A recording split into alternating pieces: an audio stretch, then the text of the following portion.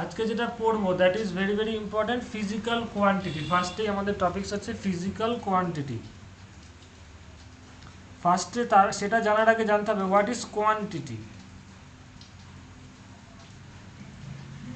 অনেক এবার তারপরে আমরা পৌঁছাবো যে কোয়ান্টিটি সম্বন্ধে জানতে গেলে একটা আইডিয়া আসছে, যেই কোয়ান্টিটি মানে যে কোনো anything that can be measurable, তাই তো, যেটা মেজার করা যায় সেটাকে আমরা কোয়ান্টিটি বলি বা অ্যামাউন্ট। এবার এমন অনেক কিছু তোমরা পাবে রিয়েল লাইফ সিচুয়েশানে, যেগুলো বাস্তবে রিয়েল লাইফে এটার কিন্তু একটু মানে বেসিক জিনিসটা বুঝতে হবে, তাহলেই ফিজিক্যাল কোয়ান্টিটি এবং আদার্সের মধ্যে ডিফারেন্সিয়েটটা করতে পারবে। সেটা হচ্ছে মানে আমাদের রিয়েল ওয়ার্ল্ডে এমন অনেক কিছু থাকে যেগুলো আমরা মেজার করতে পারি না, সেইগুলোকে আমরা ফিজিক্যাল কোয়ান্টিটি বলবো না। ঠিক আছে? কি কি জিনিস দেখো, ফর এক্সাম্পল আমরা যদি বলি, আমি একদম শর্টকাটে চলে যাচ্ছি, বেশি ডিটেলে যাচ্ছি না, যেটা তোমাদের দরকার। ধরো রিয়েল লাইফ সিচুয়েশানে স্মেল, স্মেল মানে গন্ধ, তাই তো, টেস্ট অফ দ্য ফুড, এইগুলো কি রিয়েল লাইফে আছে, মানে রিয়েল ওয়ার্ল্ডে এক্সিস্ট করছে, কিন্তু এগুলো কি তোমরা মেজার করতে পারো? Do you measure how much, কতটা, মানে ধরো ফর এক্সাম্পল লেবুর থেকে কতটা বেশি টক, এটা কি মেজার করতে পারবে? মানে মেজার করে বলতে পারবে যে ওর থেকে 5 গুণ 5 টাইমস বেশি টক করতে পারবে? কোনো 5 টাইমস কোনো ইউনিট দিয়ে এক্সপ্রেস করতে পারবে স্মেলকে বা টেস্টকে? ইউ কান্ট মেজার, তাই না? ইউ কান্ট না sir. Express in terms of any value বা এনি কোয়ান্টিটি। সেই জন্য যেগুলোকে এই কোয়ান্টিটিগুলো দেখো রিয়েল লাইফে আছে, টেস্ট, স্মেল, আরও অনেক কিছু আছে, একটু পরে বলবো, এইগুলো কিন্তু রিয়েল লাইফে আছে, রিয়েল ওয়ার্ল্ডে এক্সিস্ট করছে, কিন্তু those are not measurable.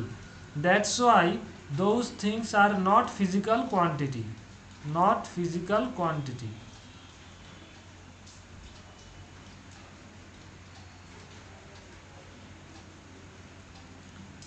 Example কি বললাম, মানে হবে না কি কি, টেস্ট, প্রচুর আছে এক্সাম্পল, এর লজিকটা বুঝতে হবে, একটু পরেই বুঝে যাবে তোমরা সবাই।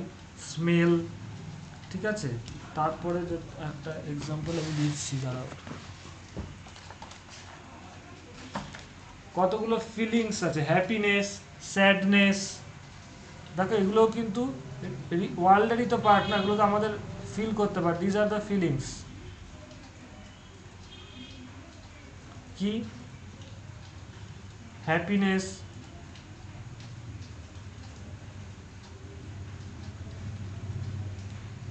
জয়, স্যাডনেস, এইগুলো কি তুমি কোয়ান্টিফাই করে এক্সপ্রেস করতে পারবে? আজকে আমার এতটা আনন্দ হচ্ছে, কালকে এত গুণ বেশি আনন্দ হয়েছিল, তুমি কি কোনো এক্সপ্রেস করতে পারবে কোনো ভ্যালু দিয়ে বা কোনো ইউনিট সিস্টেম দিয়ে? ইউ কান্ট না এক্সপ্রেস। স্যার।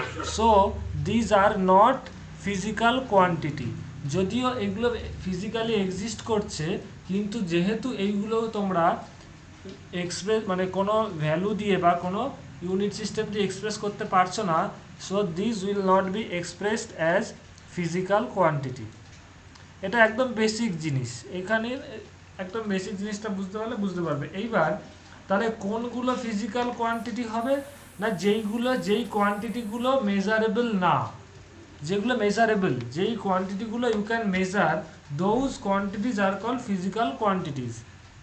যেগুলো মেজার করতে পারে, একটু আমি বলে দিচ্ছি তোমাদের, এখন শুধু শুনে রাখো, নোটস পেয়ে যাবে। তাহলে এখানে ফিজিক্যাল কোয়ান্টিটিস কী বলবো, কাকে বলবো? যেই কোয়ান্টিটিসগুলো একটু characteristics of nature which can be measured is physical quantity. শোনা গেছে? সবাই বুঝতে পেরেছো, শুনতে পেরেছো? একটু রিপ্লাই দেবে। Characteristics of nature which can be measured is physical quantity. Or এই আরেকভাবে কী বলা যেতে পারে, এই characteristics which can be measured and which follows the lodge of physics, এবং যেগুলো ফিজিক্সের ল মেনে চলে, ইজ কল ফিজিক্যাল কোয়ান্টিটি। এরপরেই আমি অনেকগুলো এক্সাম্পল দেবো, সেখানে বুঝতে পারবে। তো এরপরে আছে এই যে ফিজিক্যাল কোয়ান্টিটি, তার মানে যেগুলোকে আমরা মেজার করতে পারবো সেগুলোকে বলবো physical quantity.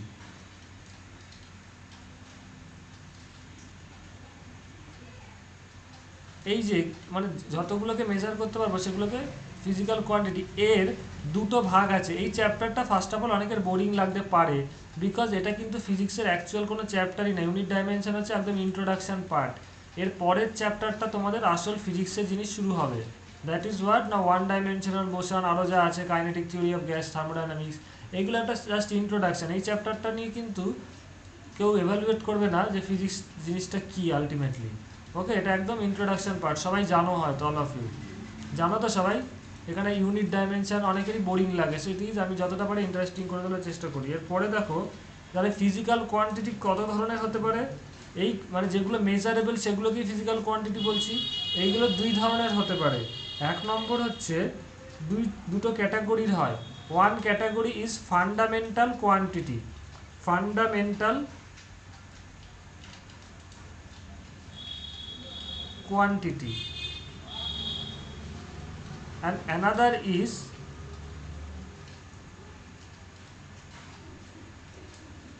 derived quantity.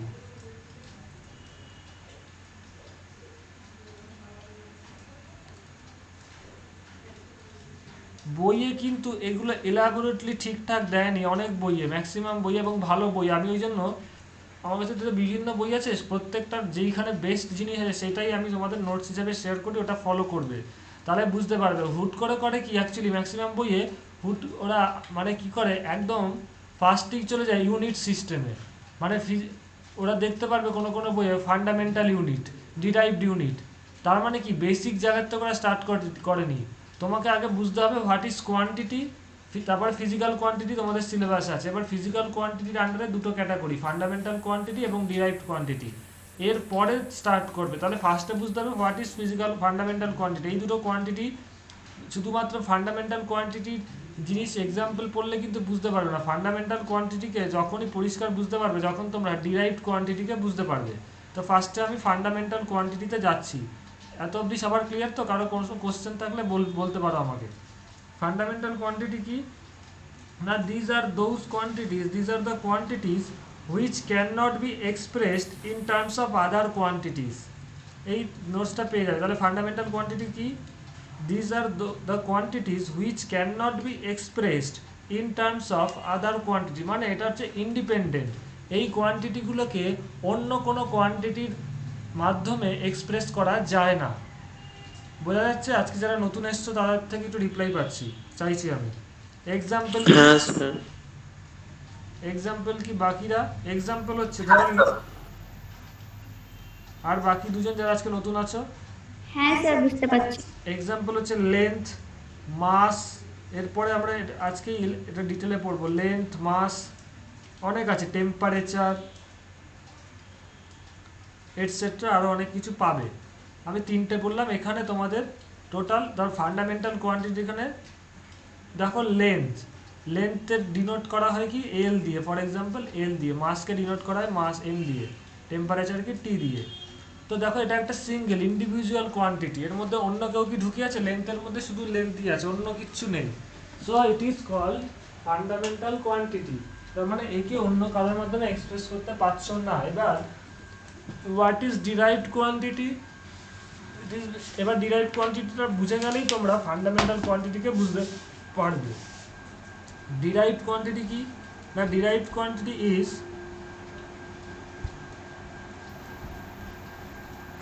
these quantities can be expressed in terms of other quantities, মানে ডিরাইভড কোয়ান্টিটিকে তোমরা অন্যান্য কোয়ান্টিটির মাধ্যমে এক্সপ্রেস করতে পারবে, যেটা ফান্ডামেন্টালের ক্ষেত্রে পাচ্ছিলে না। So derived quantity can be expressed in terms of other quantities. প্রথম এক্সাম্পলটা আমি খুব ইজি দিচ্ছি, দেখো ধরো দিলে velocity. Velocity is a derived quantity. কেন? What is velocity? তোমরা জানো ডিসপ্লেসমেন্ট বাই টাইম, তাই তো? Displacement by time. এবার দেখো এর মধ্যে কটা কোয়ান্টিটি ঢুকে আছে? টাইমটা কি একটা ফান্ডামেন্টাল কোয়ান্টিটি, টাইম। আর ডিসপ্লেসমেন্টটা কি? আলটিমেটলি ডিসপ্লেসমেন্ট মানে কি দুটো পয়েন্টের মধ্যে বা দুটো জায়গার মধ্যে লেন্থ, তাই না? এই একটা পয়েন্ট, এই একটা পয়েন্ট, তো এদের মধ্যে ডিস্টেন্সটাই তো তোমরা ডিসপ্লেসমেন্ট বলো। ধরো যে কোনো একজন এক জায়গার থেকে আরেক জায়গায় যাচ্ছে, তাহলে এইটাই তো ডিসপ্লেসমেন্ট। তার মানে আলটিমেটলি ডিসপ্লেসমেন্ট মানে কি দুটো পয়েন্টের মধ্যে ডিস্টেন্স মাপা হয়, তাই না? তার মানে এটা কি ultimately length? Yes or no? একটু রিপ্লাই দেবে। তার মানে ভেলোসিটি মাপার Yes, সময় sir. Yes, sir. ভেলোসিটি মাপার সময় কি মাপছো না নিচে টাইম থাকছে ওপরে লেন্থ থাকছে তার মানে কি ভেলোসিটির মধ্যে দুটো ফান্ডামেন্টাল কোয়ান্টিটি ঢুকে বসে আছে একটা হচ্ছে লেন্থ আরেকটা হচ্ছে টাইম তার মানে কি ভেলোসিটিকে এক্সপ্রেস করতে গেলে বা ভেলোসিটিকে বার করতে গেলে তোমাকে দুটো ফান্ডামেন্টাল কোয়ান্টিটির সম্বন্ধে ভ্যালু জানতে হবে সেই দুটো কোয়ান্টিটি কি সেটা হচ্ছে লেন্থ এবং টাইম এটা একটা ওপরেরটা একটা ফান্ডামেন্টাল কোয়ান্টিটি নিচেরটা একটা ডিফারেন্ট ফান্ডামেন্টাল কোয়ান্টিটি তার মানে কি ভেলোসিটি ইজ এ এই জন্যই ডিরাইভড কোয়ান্টিটি হচ্ছে that's why velocity is a derived quantity because it is it depends on two different fundamental quantities বা দুটো ফান্ডামেন্টাল কোয়ান্টিটির উপর ডিপেন্ড করছে বোঝা গেছে all of you any confusion Sir. Yes, sir. Yes, sir. এবার ধরো এইবার আসছি এরিয়াটা কি হবে এরিয়া ইজ অলসো এরিয়াতে যখন ধরো আমি একটা সিম্পল এক্সাম্পল দিচ্ছি এরিয়ার ক্ষেত্রে কি হবে না এরিয়াটা ধরো একটা রেক্টাঙ্গেল নিলাম রেক্টাঙ্গেলে একটা লেন্থ থাকে একটা ব্রেথ থাকে this is length and this is breadth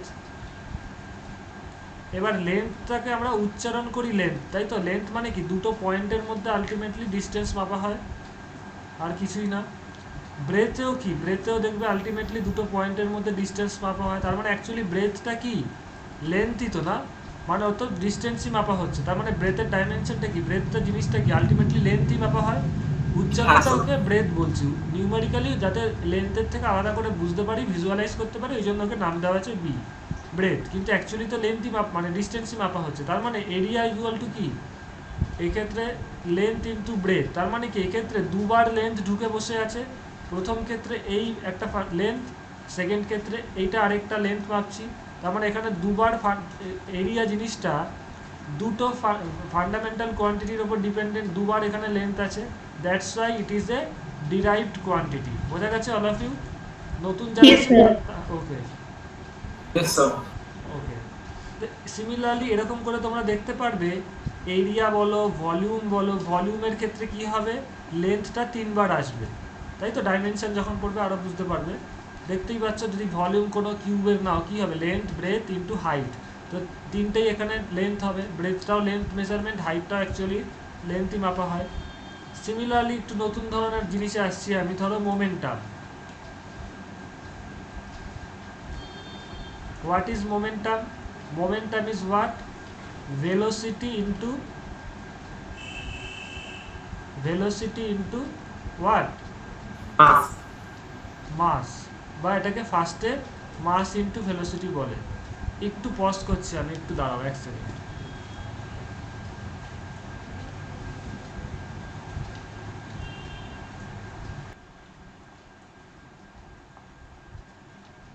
হ্যাঁ এখানে যেখানে ছিলাম আমরা সবাই শুনতে পাচ্ছ হ্যালো একটু রিপ্লাই দেবে সবাই শুনতে পাচ্ছ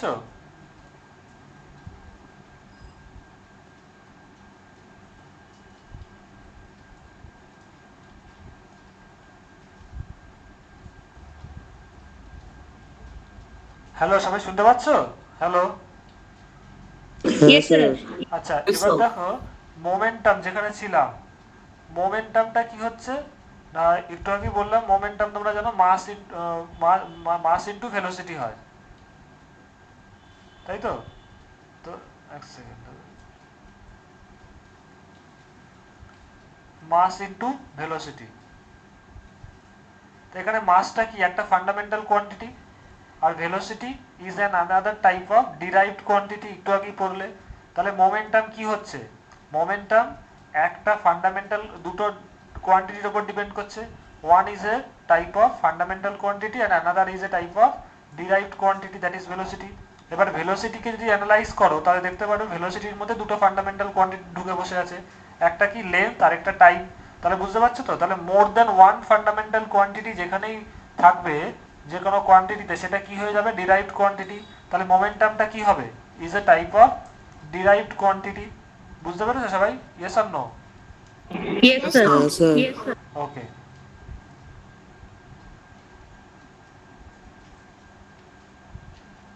এইবার আমরা ইউনিট সিস্টেমে যাবো। তাহলে এইবার যেটা বলার ছিল, তো এখানে তোমরা দেখতে পাচ্ছ যেগুলো পড়লাম, একটা ডিরাইভড কোয়ান্টিটির কনসেপ্ট শিখলে, আরেকটা শিখলে ফান্ডামেন্টাল কোয়ান্টিটির কনসেপ্ট। এইবার ফান্ডামেন্টাল কোয়ান্টিটি পুরো ওয়ার্ল্ডে 7 রকমের হয়। আগে আরো 2 রকমকে ঢুকিয়েছিল, 2 রকম ছিল ফান্ডামেন্টাল কোয়ান্টিটির লিস্টে, তারপরে দুটোকে বাদ দিয়েছে, কিন্তু তাদের ক্যারেক্টারিস্টিক সমস্ত কিছুই ফান্ডামেন্টাল কোয়ান্টিটির মতোই। সেটা আজকে আমরা আলোচনা করব। তার আগে যেটা বলার, ফান্ডামেন্টাল কোয়ান্টিটি যেই 7টা আছে সেইগুলো একবার আমি আজকে তোমাদের চার্টে বলে দেবো। চার্টে আছে, সেটা আমাদের নোটসও পেয়ে যাবে। সেই ফান্ডামেন্টাল কোয়ান্টিটি যত ধরনের হয় 7 ধরনের, সেটা আজকে আমি বলে দেবো। তার আগে হোয়াট ইজ ইউনিট, ইউনিটটা কেন ইউজ করা হয় সেটার নেসেসিটিটা বুঝতে হবে, তাহলেই তোমরা বুঝতে পারবে হোয়াট ইজ ইউনিট। না দেখো, আমরা আগেই আজকে বললাম যে physical quantity,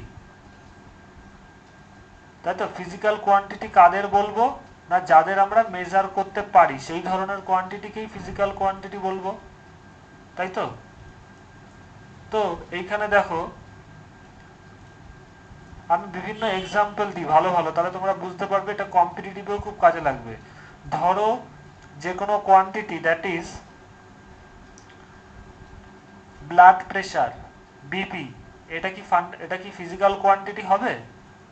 yes, it is physical quantity because it can be measured, তাই না? ব্লাড প্রেশার কি আছে দেখো এখানে, সবাই জানো, এত বুঝতে পারছো সবাই? একটু সবাই কি অডিবল, শুনতে পাচ্ছ? Physical quantity. সেকেন্ডলি বলতে দেখতে পারো সুগার লেভেল, আমি সব ধরনেরই এক্সাম্পল দেবো। It is also a physical quantity, physical কোয়ান্টিটিকে যদি আমি শর্টে পি কিউ বলি, P dot Q, it is also measurable. এবং দেখো ব্লাড প্রেশার বা সুগার এগুলো কি হবে বলো তো, এগুলোকে যদি একটু ভেতর দিয়ে ডেপথে এতক্ষণ যা পড়লে সেটা দিয়ে বোঝো, তাহলে কি হবে? This are the derived quantities. কারণ দেখো এখানে দেখবে, কারো যদি টেস্টের পিকচার থেকে দেখতে থাকো, মানে সুগারের টেস্ট লেখা থাকে না এত গ্রাম পার সিসি বা কিছু বিভিন্ন ইউনিট, কেউ যদি কোনোদিন খেয়াল করে থাকো দেখতে পারবে, তাই তো? এত পার সিসি বা, তার মানে কি ওখানে দুটো ফান্ডামেন্টাল কোয়ান্টিটি বসে আছে। দেখো পার সিসি মানেই তো ডিরাইভড কোয়ান্টিটি হয়ে গেল। পার সিসি মানে কি? ভলিউম, তাই না?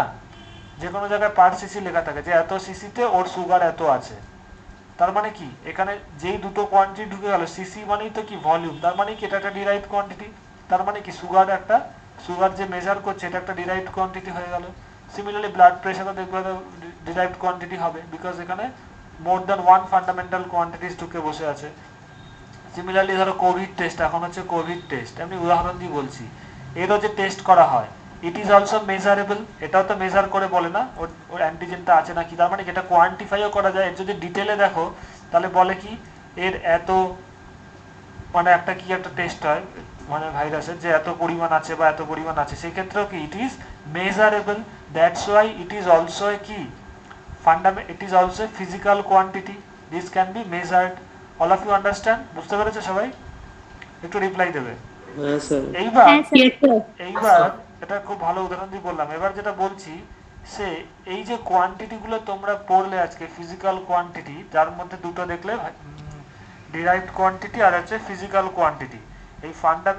এই কোয়ান্টিটি গুলো মাপার জন্য কি হয়েছে, কি করে মাপবে সেই মাপার জন্য কি ডিফারেন্ট ইউনিট সিস্টেম বানা হয়েছে। ডিফারেন্ট ইউনিট সিস্টেম কি কি? That is what is unit. ইউনিটটা দিয়ে কি করছে না, unit measurement of a quantity, একটু শুনে রাখো তারপরে নোটস পেয়ে যাবে। Unit measurement of a quantity is a standard measurement. এখানে প্রত্যেকটা জিনিসেরই একটা ইম্পর্টেন্ট ইমপ্লিকেশন আছে, সেটা আমি একটা উদাহরণ দিয়ে বলবো, এবং ইউনিট মেজারমেন্টের ক্যারেক্টারিস্টিক্স আছে সেগুলোও পেয়ে যাবে।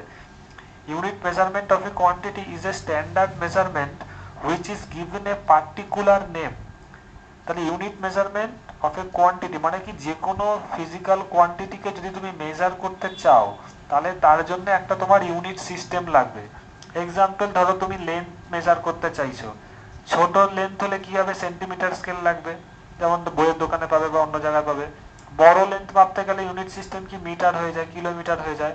তার মানে কি ইউনিট মেজারমেন্ট দিয়ে কি করছে, ইউনিট সিস্টেমটা দিয়ে মেজারমেন্টের কাজে ইউজ করা হচ্ছে। That's why it is called that unit measurement of a system is a standard measurement. এবার স্ট্যান্ডার্ড মেজারমেন্ট কি একটু পরে আমি একটা এক্সাম্পল দেবো, সেটাতে বুঝতে পারবে।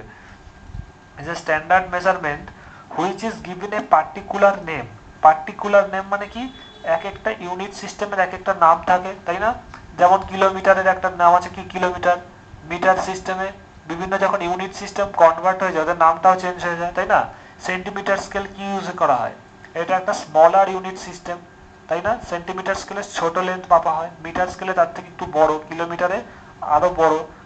সিমিলারলি গ্রাম, কিলোগ্রাম, কুইন্টাল, এগুলো হচ্ছে different system of measurement, different unit system of measurement.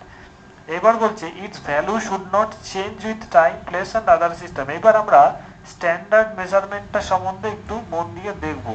Standard measurement বলতে কি বুঝবো? ক্যারেক্টারিস্টিক্স অফ ইউনিটস একটু দেখো। It's value should not change with time মানে কি, ইউনিট সিস্টেমটা টাইমের সাথে, যে ইউনিটটা তুমি ইউজ করছো সেটা যেন টাইমের সাথে চেঞ্জ না হয়। মানে কি, ধরো 1 মিটার লেন্থ বা 1 মিটার, তুমি একটা মিটার স্কেল নিয়ে একটা জিনিসের লেন্থ মাপছো, সেই মিটার স্কেলটার লেন্থ সেটা যেন টাইমের সাথে ওই 1 মিটার এটা চেঞ্জ না হয়। মানে কি, তুমি যেই মেটেরিয়ালটা মাপছো সেইটার চেঞ্জ হতে পারে, কিন্তু তুমি যেই ইউনিট সিস্টেমটা ফলো করছো, দ্যাট ইজ, এখানে ধরো 1 metre is the unit system. এই 1 মিটারের লেন্থ কি টাইমের সাথে চেঞ্জ হচ্ছে? হচ্ছে না। এখন যেটা লেন্থ 1 মিটার, তুমি যদি এই 2021 সালে দুর্গাপূজায় ধরো কোনো কেউ জামা কিনবে, কাপড় কিনতে গেছে দোকানে, সেখানে 1 মিটারের কাপড়ের যা লেন্থ হবে, তুমি যদি 2022 সালে দুর্গাপূজায় জামা কিনতে চাও, সেখানেও 1 মিটার কাপড়ের লেন্থ সেম থাকবে, মিটারের তো চেঞ্জ হবে না, তাই না? Yes or no? বোঝা গেছে এক্সাম্পলটা? Yes, sir. ওকে। হ্যাঁ স্যার। শুড নট গেট, এরপরে যেটা বলছে must be well defined and standard. এবার স্ট্যান্ডার্ডটা কি? স্ট্যান্ডার্ডটা very very good important thing, সেটা একটা এক্সাম্পল দিয়ে বলবো। মানে standard measurement means that should be constant এবং irrespective of the location of the place. মানে সব জায়গাতেই স্ট্যান্ডার্ড মানে কি, সব জায়গাতে ওর ভ্যালুটা সেম থাকতে হবে। এর এক্সাম্পলটা, স্ট্যান্ডার্ডের এক্সাম্পলটা একটা দুটো এক্সাম্পল দেবো, বুঝতে পারবে। সেটা হচ্ছে, what is standard? Standard means এইটার এই লেন্থটা যেন সবার ক্ষেত্রেই সেম থাকে। স্ট্যান্ডার্ড ইউনিট সিস্টেমের ভ্যালুটা, মানে তুমি যেই ইউনিট সিস্টেমটাকে ইউজ করছো, এই জায়গাটা একটু ঠান্ডা মাথায় বোঝো, তাহলে বুঝে যাবে। ইউনিট সিস্টেমটাকে স্ট্যান্ডার্ড, যেই ইউনিট সিস্টেমটা তুমি ইউজ করছো, দ্যাট শুড বি স্ট্যান্ডার্ড। এর একটা এক্সাম্পল, খুব ভালো একটা এক্সাম্পল দিয়ে আমি একটা কি দুটো দেবো, তারপর একটা জিনিস করতেও দেবো, তোমরা বলবে কোনটা স্ট্যান্ডার্ড নন স্ট্যান্ডার্ড। যেমন একটা জিনিস বললাম 1 মিটারের লেন্থ, তাই তো? সেটা সবাই বুঝলে যে স্ট্যান্ডার্ড হচ্ছে, কারণ ওটা সব জায়গাতেই সেম হচ্ছে, irrespective of time and place. তুমি এখানে 1 মিটার কাপড় কিনলে যা লেন্থ পাবে, তুমি আমেরিকায় গিয়ে 1 মিটার কাপড় কিনলেও তার লেন্থটা একই থাকবে। তার মানে কি, ইউনিটটা স্ট্যান্ডার্ড। এই যে 1 মিটার ইউনিট, এই যে মিটার ইউনিট সিস্টেমটা ইউজ করছে সবাই, কাপড়ের লেন্থটাকে মাপার জন্য এখানে কোন ইউনিট সিস্টেম ইউজ করা হচ্ছে? মিটার, তাই তো? তার মানে কি, এইখানে মিটার সিস্টেমটা, মিটার ইউনিট সিস্টেমটা is a standard unit system. কারণটা কি, এটা টাইম অ্যান্ড প্লেসের সাথে ভ্যারি করছে না, এবং ম্যান টু ম্যানও ভ্যারি করছে না, তাই না? ম্যান টু ম্যান, এটা ভেরি ভেরি ইম্পর্টেন্ট, একটু পরেই বুঝতে পারবে। ম্যান টু ম্যানও এটা ভ্যারি করছে না, সমস্ত লোকই যখন মাপবে এর ভ্যালুটা সেম থাকবে। Yes or no? একটু রিপ্লাই দেবে। বোঝা গেছে সবার? Yes sir. এবার দেখো একটা এক্সাম্পল দিচ্ছি, কেউ কেউ হয়তো জানো। নন স্ট্যান্ডার্ডের দুটো একটা এক্সাম্পল পেলে তোমরা বুঝতে পারবে, ভেরি ভেরি ইম্পর্টেন্ট। ধরো যারা একটু বয়স্ক লোক তাদের কাছে এটা শুনতে পারবে, বা তোমরা গার্জেনদের কাছে শুনতে পারবে, আমরাও আমাদের গার্জেনদের কাছে শুনেছি। কাপড়ের লেন্থ মাপার অনেক ধরন আছে। একটা যেমন মিটার, পার মিটার লেন্থে মাপা হয়। আরেক সময় হতো যে হাত লেন্থ, মানে ধরো কোনো কাপড় কিনছে, কেউ ধুতি কিনছে বা শাড়ি কিনছে, ধুতির ক্ষেত্রে ম্যাক্সিমাম ইউজ হতো ক হাতের ধুতি। কেউ কি শুনেছো যে 2 হাতের, 3 হাতের, 5 হাতের শাড়ি বা ধুতি সব ক্ষেত্রে ইউজ হতো। এই যে 1 হাত বা 2 হাত বা 4 হাত, এই সিস্টেমটা কি, it is a non standard unit. It is a non standard unit. এই যে সিস্টেমটা ইউজ করা হয় নন স্ট্যান্ডার্ড, কোনটা?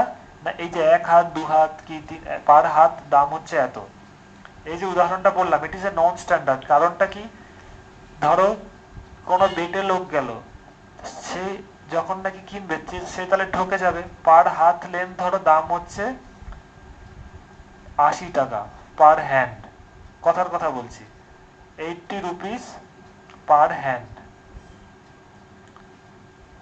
তার মানে কি হবে, সেটা যে নাকি বেটে লোক তার ক্ষেত্রে লস হয়ে যাবে, সে কম কাপড় পাবে, আর যে লম্বা লোক সে বেশি কাপড় পাবে। বোঝা গেল সে যখন মাপবে।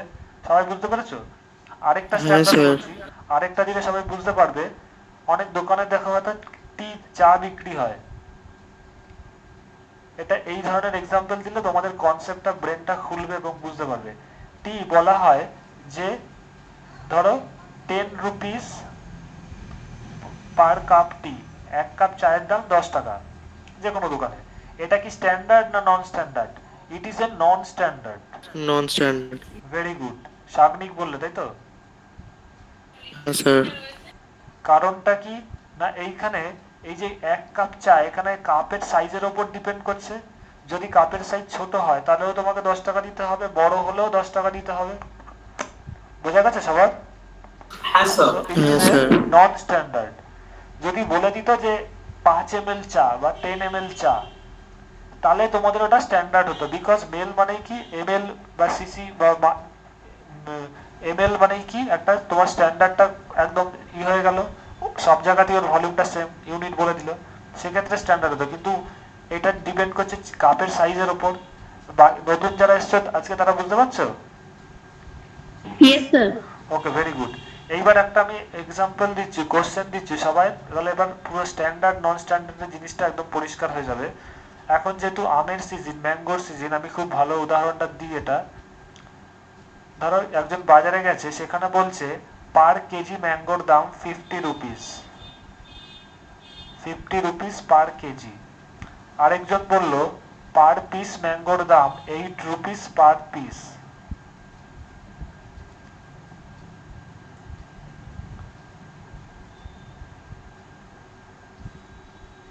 লেখাতে অসুবিধা হচ্ছে, দাঁড়াও। পার পিস চার্জ শেষ হয়ে এসছে। পার পিস হচ্ছে 8 রুপিস পার পিস। কোনটা স্ট্যান্ডার্ড হবে কোনটা নন স্ট্যান্ডার্ড হবে, বা এক্ষেত্রে দুটোই স্ট্যান্ডার্ড হতে পারে, দুটোই নন স্ট্যান্ডার্ড হতে পারে। স্যার নাম্বার স্যার 1টা কেজিটা স্ট্যান্ডার্ড প্রত্যেকে আর ইন্ডিভিজুয়ালি পিসটা উত্তরটা নন দেবে। আচ্ছা, স্ট্যান্ডার্ড। ফার্স্টে আজকে সাগনিক বলো, যে বল ফার্স্টে স্যার বল। স্যার কেজিটা স্ট্যান্ডার্ড আর পিসটা নন স্ট্যান্ডার্ড। আচ্ছা, আরেকজন? স্যার কেজিটা স্ট্যান্ডার্ড, পিসটা নন স্ট্যান্ডার্ড।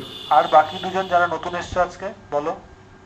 স্যার কেজিটা স্ট্যান্ডার্ড আর ওই পিসটা নন স্ট্যান্ডার্ড। নামটা বললাম হ্যাঁ স্যার, যে। হ্যাঁ, কেজিটা স্ট্যান্ডার্ড। ওকে। দেখো কারণটা কি, কেজিটা যেই বলে দিচ্ছে, আমরা জানি মাস হোয়াট ইজ দ্য ওয়েট, আমরা সবাই জানি ওয়েট ইজ এমজি। তো জিটা তো যেখানে মাপছে, ধরো ব্যারাকপুর, ধরো তুমি কলকাতা বা কেউ যেখানেই আছো, যেই বাজারে তো সব জায়গাতেই একটা পার্টিকুলার লোকেশনে জিটা কনস্ট্যান্ট হয়ে যায়, তাই না? জিটা আমরা গ্র্যাভিটেশন আজকে 11-এ পড়বে, 11-এ, যে জিটা লোকেশন টু লোকেশন ভ্যারি করে, দ্যাট ইজ নট কাউন্টেবল ইয়ার। যেটা পার্টিকুলার মার্কেটে বলছে সেখানে জিটা কনস্ট্যান্ট। এবার যেটা হচ্ছে তার মানে ওয়েটটা কনস্ট্যান্ট মানে মাসটা কনস্ট্যান্ট হয়ে যাচ্ছে, তাই তো? Yes or no?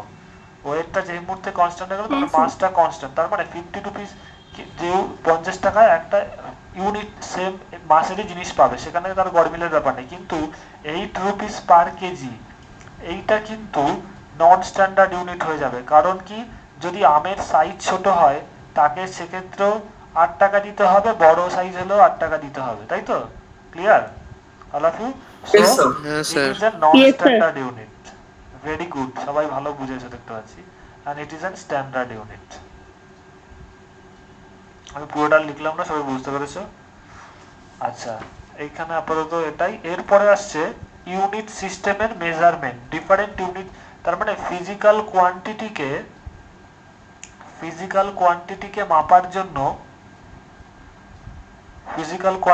মাপার জন্য কি সহায়তা করা হয়? দেখো ওক্ষেত্রে কি ছিল আমাদের, আমের দাম, তাই না?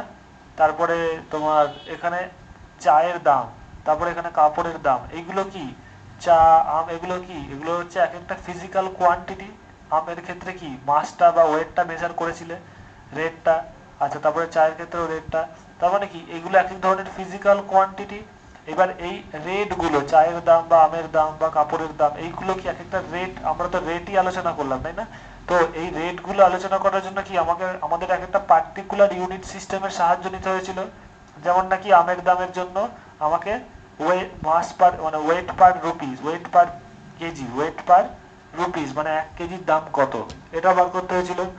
তারপরে চায়ের ক্ষেত্রেও এক, তারপরে কাপড়ের ক্ষেত্রেও সেম। তার মানে কি আমাদের ফিজিক্যাল কোয়ান্টিটি মেজার করার জন্য, যেটা আগেও বললাম, আমাদের কি করতে হবে না, একটা ইউনিট সিস্টেম লাগবে, প্রপার স্ট্যান্ডার্ড ইউনিট সিস্টেম লাগবে, তাহলেই আমরা সেই কোয়ান্টিটিটাকে ঠিকঠাক মেজার করতে পারবো, তাই তো? তাহলে এবার ফিজিক্যাল কোয়ান্টিটিকে মাপার জন্য যেই সিস্টেমটা আনা হয়েছে, যেই ইউনিট সিস্টেমে মাপবে, সেটা কি করে মাপবে না, সেই ফিজিক্যাল কোয়ান্টিটিকে সাপোজ তুমি কিউ দিয়ে এক্সপ্রেস করছো, সেই কোয়ান্টিটিটা হচ্ছে কিউ। কিউটা হচ্ছে সেই ফিজিক্যাল কোয়ান্টিটি যেটাকে তুমি এক্সপ্রেস করছো বা মেজার করছো, দ্যাট ইজ মেজার করছো। এবার physical quantity can be expressed in terms of unit. এটাকে যে কোনো একটা ইউনিট সিস্টেমে কি করে এক্সপ্রেস করবে? ধরো তুমি যে কোনো সিম্পল সোজা এক্সাম্পলে দিচ্ছি, তুমি কোনো একটা লেন্থ মাপছো, কোনো একটা রডের লেন্থ মাপছো, এই হচ্ছে রডটা, এর লেন্থ মাপছো। তুমি এটাকে মিটার স্কেলে মাপতে পারো, সেন্টিমিটার স্কেলে মাপছো, বা মিটার স্কেলে, সমস্ত জায়গায় কনভার্ট করতে পারো। তাহলে যদি তুমি সেন্টিমিটার স্কেলেই মাপো, ওর ইউনিট সিস্টেমটা কি হবে? সেন্টিমিটার, তাই তো? সেটাকে আমি ইউ দিয়ে লিখলাম। তাহলে সেন্টিমিটার স্কেলে ধরো ওর ভ্যালুটা পেলে 100 সেন্টিমিটার, তাহলে এইখানে কি হবে? ওর নিউমেরিক্যাল ভ্যালুটা 100 হলো, তাই না? তো যেই ভ্যালুটা পাচ্ছ যেই সিস্টেমে, সেই ভ্যালুটাকে বলা হয় numerical value in that system. বুঝতে পারছো সবাই? এই জায়গাটা হয়তো একটু খটমটো লাগতে পারে, আমি বলে দিচ্ছি। তাহলে ফিজিক্যাল কোয়ান্টিটিটাকে, তোমার উদ্দেশ্য কি? ফিজিক্যাল কোয়ান্টিটিটাকে মেজার করা। সেটা যেই ইউনিট, অবভিয়াসলি একটা ইউনিট সিস্টেমে তাকে মেজার করতে হবে। যেই ইউনিট সিস্টেমে মাপছো সেটাকে কি দিলাম? ইউ। তাহলে ওই কোয়ান্টিটিটাকে ওই ইউনিট সিস্টেমে রিপ্রেজেন্ট করতে গেলে, মেজার করতে গেলে কি লাগবে না, ওই ইউনিট সিস্টেমে একটা নিউমেরিক্যাল ভ্যালু লাগবে, যে বলবে যে ওই ইউনিট সিস্টেমে ওর ভ্যালুটা কত, সেটাই বলছে নিউমেরিক্যাল ভ্যালু এন। এবার একটা এক্সাম্পল দিলেই তোমরা বুঝে যাবে। ধরো এই রডটার লেন্থ এখানে সেন্টিমিটার স্কেলে আসলো 100 সেন্টিমিটার, তাহলে রডটার ইউনিটটা কি, কোন সিস্টেমে মাপছো? Centimetre scale. ওই সেন্টিমিটার স্কেলে এটা হয়ে গেল ইউনিট, আর ওর নিউমেরিক্যাল ভ্যালুটা কি? সেন্টিমিটার স্কেলে 100। বোঝা গেছে সবার? তাহলে এটা যদি তুমি মিটার স্কেলে মাপতে কত আসবে? হ্যাঁ স্যার। 1 মিটার। So 1 metre. তার মানে দেখো ফিজিক্যাল কোয়ান্টিটিটা তো সেম থাকলো, রডটার লেন্থ কি চেঞ্জ হলো? না, চেঞ্জ হলো না, ওর কিউ ছিল কিউই থাকলো। শুধু যেই নাকি তোমার ইউনিট সিস্টেমটা চেঞ্জ হয়ে যাবে, ওর করসপন্ডিং নিউমেরিক্যাল ভ্যালুটা চেঞ্জ হয়ে যাচ্ছে। বুঝতে পারছো অলাফি? জিনিসটা সবার ভিজুয়ালাইজ sir. করতে পারছো? Yes, sir. হ্যাঁ বলো, কেউ কিছু বলছিলে? হ্যাঁ বলো। হ্যালো, কেউ কিছু বলছিলে? বলো। না স্যার, কিছু বলিনি। আচ্ছা, আজকে যারা নতুন এসছো তারা বুঝতে পারছো? Yes, sir. ওকে, এবার দেখো ইউনিটস, এবার আমরা বিভিন্ন ইউনিট সিস্টেম যখন ইউজ করছি তাদের নিউমেরিক্যাল ভ্যালুর মধ্যে রিলেশনটা বার করব। একই ফিজিক্যাল কোয়ান্টিটিকে ডিফারেন্ট ইউনিট সিস্টেমে যদি এক্সপ্রেস করো তাহলে কি ঘটনাটা ঘটে। ফর এক্সাম্পল, একটা ফিজিক্যাল কোয়ান্টিটি কোনো একটা লেন্থই বলছি, একটা ইউনিট সিস্টেম, সেটার নাম দিয়েছো U1। ওই ইউনিট সিস্টেমে ওই ফিজিক্যাল কোয়ান্টিটিটার ভ্যালু হচ্ছে N1। এই সেম ফিজিক্যাল কোয়ান্টিটিটাকেই আরেকটা ইউনিট সিস্টেমে মেজার করলে, ধরো আগে সেন্টিমিটার স্কেলে মেজার করলে, এবার ওকে মিটার স্কেলে মাপছো, তাহলে সেই ইউনিট সিস্টেমে একই ফিজিক্যাল কোয়ান্টিটিটার কোনো চেঞ্জ হয়নি, ও একই আছে। নতুন ইউনিট সিস্টেমে যখন মেজার করলে ওর ভ্যালু আসলো N2। ঠিক আছে, এটা 1 নম্বর, এটা 2 নম্বর ইকুয়েশন। এবার ফিজিক্যাল কোয়ান্টিটিটা তো সেম হয়নি, যেই জিনিসটা লেন্থ মাপছো ওটা সেমই আছে। তাহলে কি হবে? From 1 and 2 you can say that Q is equal to N1 U1 is equal to N2 U2, because physical কোয়ান্টিটিটা সেম আছে, তো numerical value into unit system same থাকবে। এটা কিন্তু কোনো বইয়ে পাবে না, very very important for year board as well as in competitive exam. আমার এখানে বললে সমস্ত কিছুরই কম্পিটিটিভেরও অনেক কিছু কভার হয়ে যাবে, দেখতে পারবে। 80%। যাই হোক, এবার দেখবে তাহলে n1 u1 is equal to n2 u2।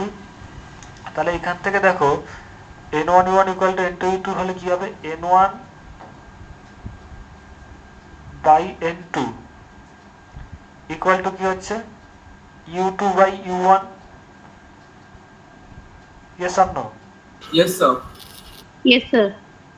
তার মানে এখানে পরিষ্কার বুঝতে পারছো n1 by n2 হলে ওপর ডান দিকে ওটা রিভার্স হয়ে যাচ্ছে u2 by u1।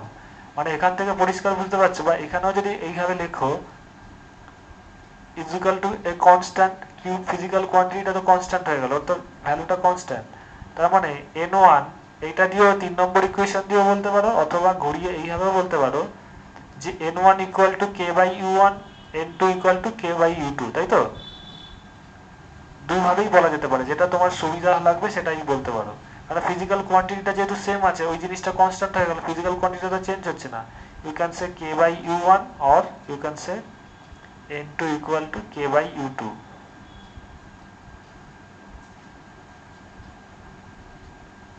স্যার কি একটা কনস্ট্যান্ট ধরা হলো?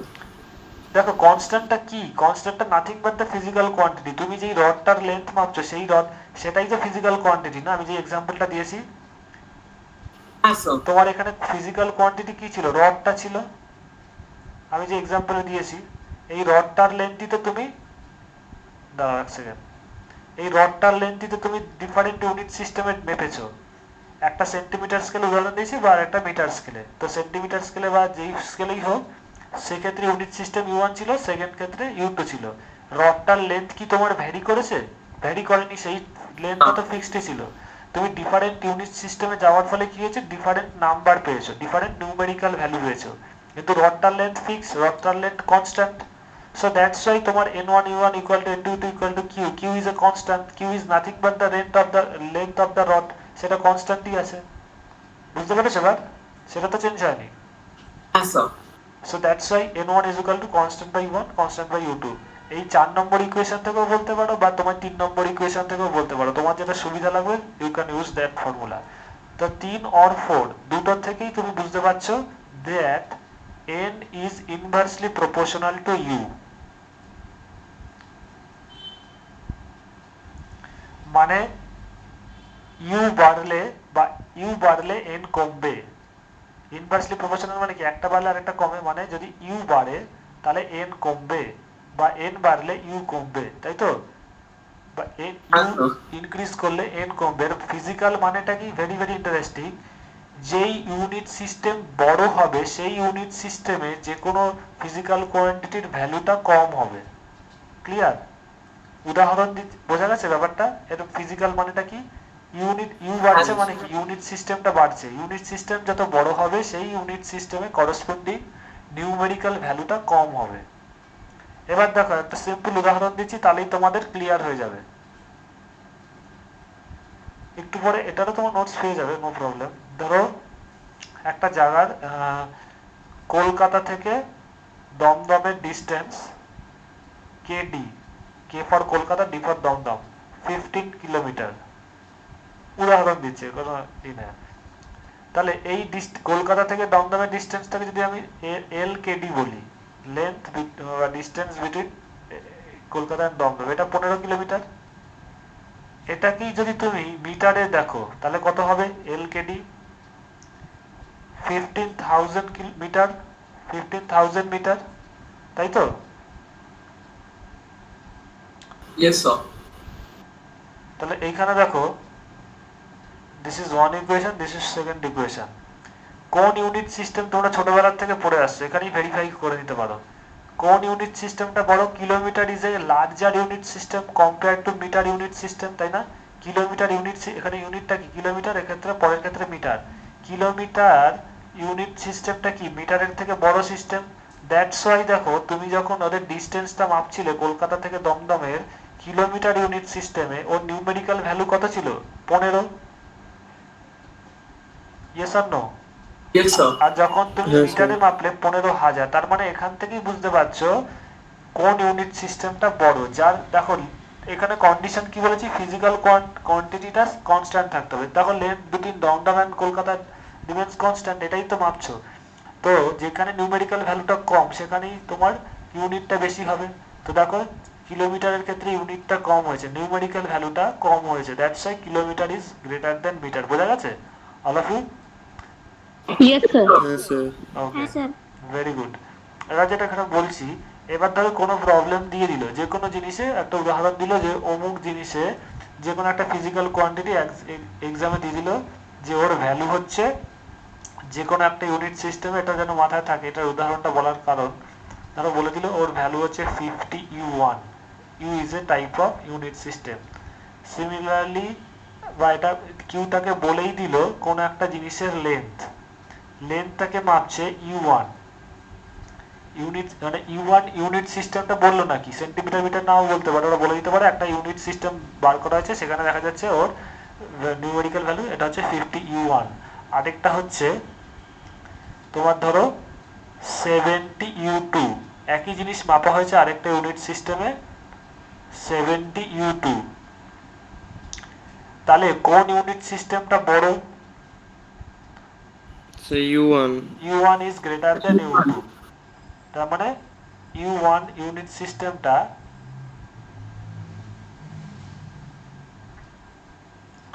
U1 unit system is greater than U2 unit U2।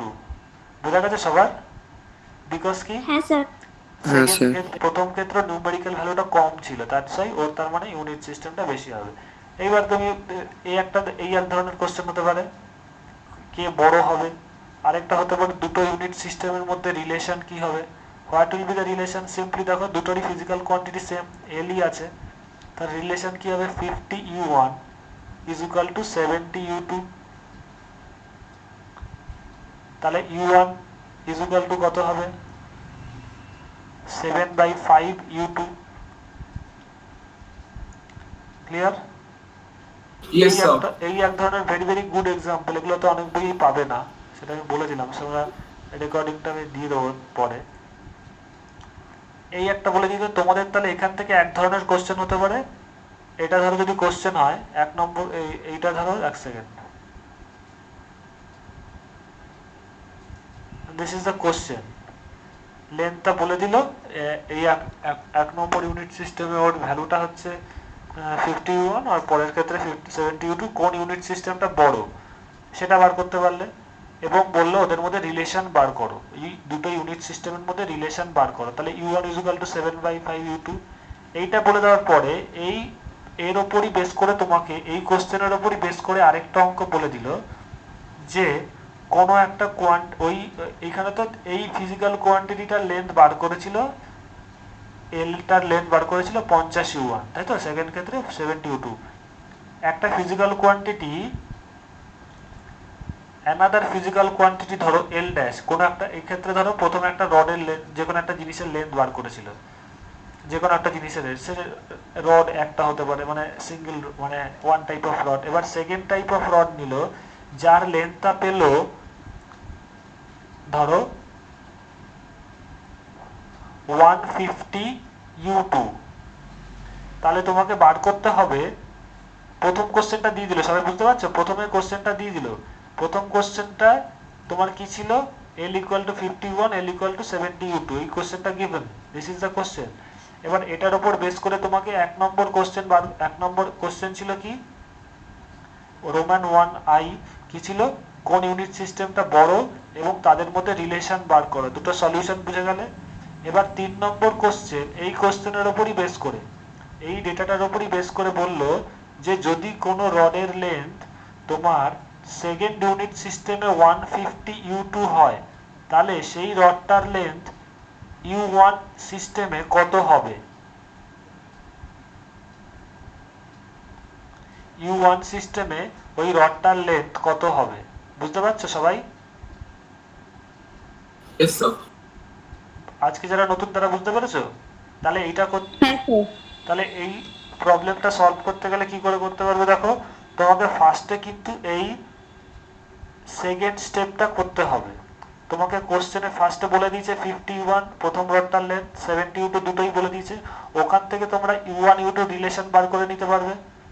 তাহলে এই ক্ষেত্রে U1 U2 রিলেশন বার করে নিলেই তোমরা এখান থেকে করে নিতে পারবে। এই সেকেন্ড ক্ষেত্রে রডটার লেন্থ কত হবে, দেখো u1 is equal to what 7/5 u2, তাই না? তাহলে u1 নতুন রডটার লেন্থ কত হবে, ওর নিউমেরিক্যাল ভ্যালু যদি n1 হয় তাহলে কত হবে, u1 ইজ ইকুয়াল টু নতুন লেন্থ কত হবে, n1 u1 is equal two n2 u2, তাই তো? এবার দেখো n2 বলে দিয়েছে 150 u2, তাহলে n1 ইজ ইকুয়াল টু কত হবে, that is by u1, yes. এবার দেখো u2 বাই u1 কত, u2 বাই u1, হ্যালো সবাই শুনতে পাচ্ছ? Sir, 5/7. So 5/7. 5/7, তাহলে n1 u1 is equal two n2 u2, তার মানে এবার u2 বাই u1 এর জায়গায় তুমি 1 নম্বর ইকুয়েশন থেকে বসিয়ে দাও 5/7,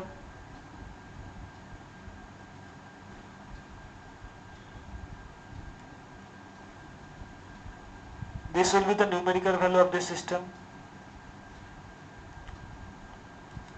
তাহলে 750/7, তার মানে it will be approximately 107 point something আসবে,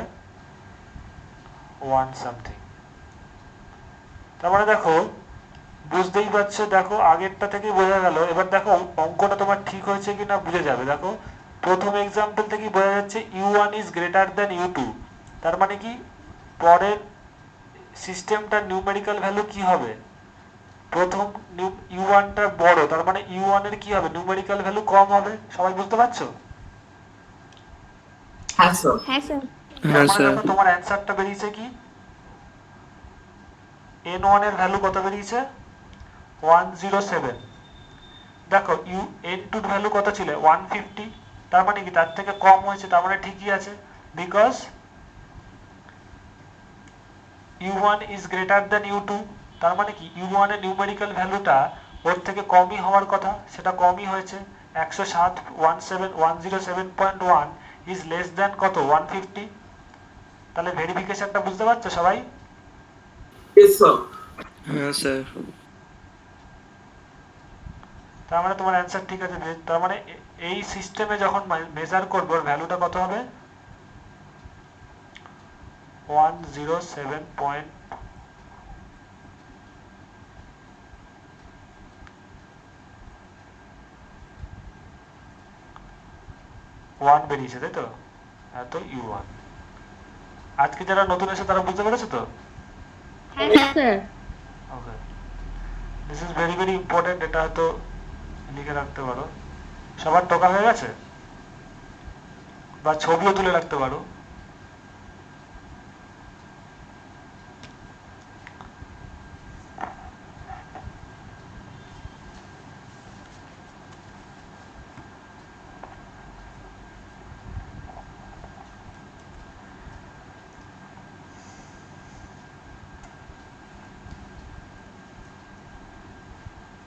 সবার হয়ে গেলে বলবে।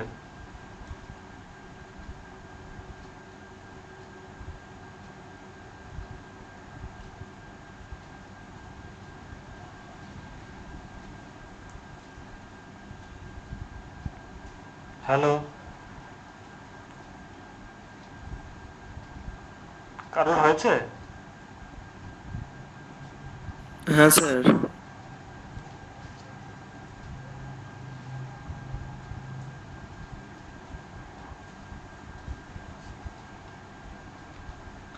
এবার দেখো আমরা এর পরের এবার ফান্ডামেন্টাল কোয়ান্টিটি 1 2 3 4 5 6 7 সাতখানা আছে ফান্ডামেন্টাল কোয়ান্টিটি। আরো দুটোকে ফান্ডামেন্টাল কোয়ান্টিটির লিস্টে ফেলেছিল, তারপরে তাদের সাপ্লিমেন্টারি লিস্টে রেখেছে। কারণটা আমি পরের দিন বলবো, আগে যেই সাতটাকে ফান্ডামেন্টাল কোয়ান্টিটি বলা হয় তাদের সম্বন্ধে একটু বেসিক আইডিয়াটা দিদি। তোমাদের কিন্তু ইউনিট সিস্টেমটা খুব ভালোই বোঝা হয়েছে দেখলাম, এবং অল অফ ইউ ভালো আন্ডারস্ট্যান্ডিং করেছো। এটা আগের ক্লাসে এতটা ভালো হয়নি, ওদের আমি রেকর্ডিংটা দিয়ে দেবো। তো যাই হোক, এবার ফান্ডামেন্টাল কোয়ান্টিটির লিস্টটা আমি একটু বলে দিচ্ছি, নোটসটা পেয়ে যাবে, একটু অবজার্ভ করো, বেশি কিছু করতে হবে না, শুধু ক্লাসটা একটু অবজার্ভ করে নাও।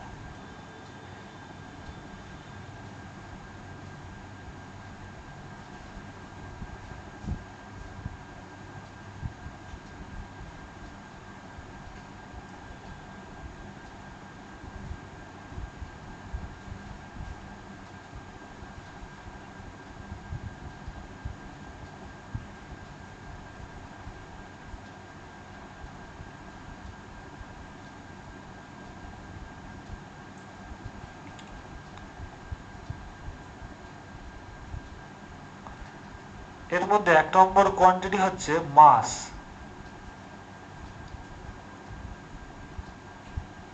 ইউনিট কি? ইউনিট সবাই জানো, শুধু আমি এর কোন এক্সপ্রেশন মানে কোন ডাইমেনশন বা কি দিয়ে এক্সপ্রেস করে সেগুলো বলে দিচ্ছি। আগে ফান্ডামেন্টাল কোয়ান্টিটিগুলো জেনে রাখো। মাস কি? ইজ এ ফান্ডামেন্টাল কোয়ান্টিটি, এর অন্য কারোর উপর ডিপেন্ড করে না, তাই তো অল অফ ইউ। সেকেন্ড হচ্ছে লেন্থ, আজকে বললাম, তাই তো। থার্ড হচ্ছে, সবাই বুঝতে পারছো তো, থার্ড হচ্ছে হ্যাঁ time. Sir. Time, it is also fundamental quantity. Fourth হচ্ছে ইলেকট্রিক কারেন্ট, তোমাদের এটা 12 এ ডিটেলে পড়বে ইলেকট্রিক কারেন্ট সম্বন্ধে। এইগুলো তোমাদের এইখানে কিন্তু মনে রাখতে হবে কোন কোনগুলো ফান্ডামেন্টাল কোয়ান্টিটি। 5 নম্বর হচ্ছে টেম্পারেচার, আমি শর্টে লিখলাম টিএমপি। 6 নম্বর হচ্ছে অ্যামাউন্ট অফ সাবস্ট্যান্স,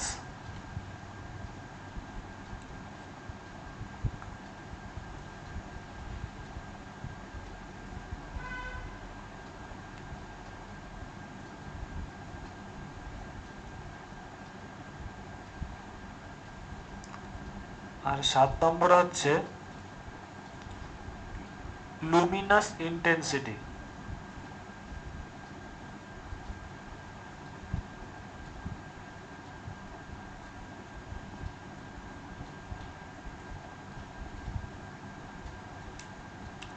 এইখানে প্রত্যেক কটার ইউনিট সিস্টেম কি সিম্বল আছে বা কি ইউনিট সিস্টেমে ম্যাক্সিমাম মাপা হয় সেটা আমি একটু আজকে বলে দিচ্ছি। ম্যাক্সিমাম কোন ইউনিট সিস্টেম ইউজ করা হয়। স্যার 5 নম্বরটা কি আছে? হ্যাঁ বলো, 7এরটা 7। 5 5এরটা হচ্ছে টেম্পারেচার, শর্টে লিখেছি টিইএমপি। তোমরা পুরোটা লিখে নাও, লেখার জায়গার অসুবিধা আছে, নোটস পেয়ে যাবে, পুরোটাই নোটস পেয়ে যাবে। আচ্ছা, এবার দেখো মাসটাকে, মাসের ইউনিট কি হয়, তোমার যদি সিম্বল লিখি, আমি সিম্বল কিন্তু ডাইমেনশন না, এটা কিন্তু আমি ডাইমেনশন লিখছি না, মানে ইউনিটের সিম্বল। তোমরা এখানে ইউনিটের সিম্বল লিখছি, ওকে। ইউনিটের সিম্বল কি হবে মাসের ক্ষেত্রে? কেজি, তাই তো, এসআই। লেন্থের মিটার, টাইমের সেকেন্ডে মাপা হয়, ইলেকট্রিক কারেন্ট কিসে মাপা হয়? অ্যাম্পিয়ারে মাপা হয়। পরের দিন বলবো কেন অ্যাম্পিয়ার, কতগুলো সিম্বল লেখারও রুলস অ্যান্ড রেগুলেশন আছে, সেটা আমি পরের দিন বলবো। অ্যাম্পিয়ারটা কি? কারেন্ট ব্যাপার। এই অ্যাম্পিয়ার হচ্ছে একজন সায়েন্টিস্ট ছিলেন, তার নামে এটা হয়েছে, ওকে। তো কতগুলো সিম্বল লেখার, এটা কখনো কিন্তু ছোট হাতে লিখবে না, যেগুলো কোনো সায়েন্টিস্টের নামে হয় ইউনিটের ব্যাপার, সেগুলো আমাদের ক্যাপিটাল এতে লিখতে হয়। পরের দিন আমি এখানে কি কম্পিটিটিভ কোশ্চেন আছে সেগুলো আলোচনা করব। টেম্পারেচার সবাই জানো কিসে মাপা হয়? কেলভিনে মাপা হয়, তাই তো? ইয়েস অর নো, সবাই জানো তো টেম্পারেচার? হ্যাঁ, হ্যাঁ Yes, sir. কেলভিনে মাপা হয়, সেটা 273 সাথে যোগ করে সেন্টিগ্রেড থেকে ওটাকে কনভার্ট করে লিখতে হয়। আচ্ছা, তারপরেরটা লিখেছি 6 নম্বরটা amount of substance. Amount of substance এটাকে বলা হয় মোলে, বলা হয় মোল, এমওএলই, মোল। কেমিস্ট্রিতেও পড়েছে, এত মোল গ্যাস, এত মোল ম্যাটেরিয়াল। আচ্ছা, এবার Luminous intensity, very very interesting. Luminous intensity দিয়ে কি হয়? লুমিনাস ব্যাটারি পড়েছে অনেকে হয়তো, লুমিনাস ব্যাটারি টিভিতে অ্যাডও দেখো, তাই তো, এই ইনভার্টারের ব্যাটারি লুমিনাস। তো সেখানে লুমিনাস ইন্টেন্সিটি হচ্ছে, এটা দিয়ে অ্যাকচুয়ালি কি মাপা হয় দেখো, আগে আলোচনা করে নিই। এই মাস দিয়ে, কেজি দিয়ে কি হয়, মাস অ্যাকচুয়ালি মাসের ব্যাপারটা হচ্ছে, আমার লেন্থের ব্যাপারটা যখন মিটার দিয়ে লেন্থ মাপা হচ্ছে, টাইম দিয়ে, সেকেন্ড দিয়ে টাইম মাপা হচ্ছে, ইলেকট্রিক কারেন্টের ইউনিট অ্যাম্পিয়ার দিয়ে ইলেকট্রিক কারেন্ট মাপা হচ্ছে। এইবার টেম্পারেচার কেলভিন দিয়ে, সব করে জানো লুমিনাস ইন্টেন্সিটিটা দিয়ে কি মাপা হয় না, এটা 12 এ ডিটেলে পড়বে। এটা দিয়ে লাইটের ইন্টেন্সিটি মাপা হয়। ইন্টেন্সিটি কামস ফ্রম কি, লাইট, তাই না? লাইটের ইন্টেন্সিটি মাপা হয় এবং এর ইউনিট সিস্টেমটা হচ্ছে ক্যান্ডেলা। ক্যান্ডেলা কথাটা এসছে ক্যান্ডেল থেকে, মানে মোমবাতি থেকে, ঠিক আছে? এর সিম্বলটা হচ্ছে সিডি, সিম্বলটা হচ্ছে সিডি। সবাই বুঝতে পারছো সিম্বলটা কি না? CD, Yes, sir. ক্যান্ডেলা থেকে Yes, এসছে। sir. আচ্ছা, এইবার এটা কেন এটা এসছে ক্যান্ডেলা থেকে। এবার এর কনসেপ্টটা কোত্থেকে এসছে? ধরো তোমার এখানে একটা বাল্ব ছিল, এখানে ভেরি ভেরি গুড এক্সাম্পল আমি বলছি। এখানে একটা বাল্ব আছে, দাঁড়াও এক সেকেন্ড।